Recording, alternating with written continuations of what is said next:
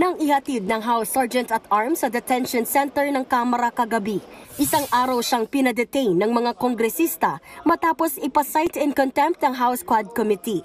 Nabisto kasing nagsinungaling siya nang umabsent sa pagdinig noong nakaraang Biyernes. Palusot niya, may pinuntahan daw siyang hearing noong umaga at hapon ng August 16. Pero kinumpirma ng Manila Regional Trial Court na wala silang nakaschedule noon na hearing. Ayon naman kay Roque, maliwanag na political harassment o panggigipit dahil sa politika ang ginawa ng mga kongresista. Dalawa lang daw ang dahilan kung bakit siya ikinulong. Una, para patahimikin daw siya bilang maingay na kritiko ng administrasyon at kaalyado ng mga Duterte.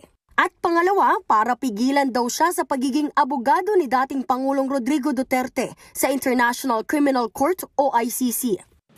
Bantay sarado ng mga miyembro ng Philippine National Police at ng Legislative Security Bureau itong na hindi overkill at hindi pang-aabuso ang pag-contempt at pag-detain kay Roque.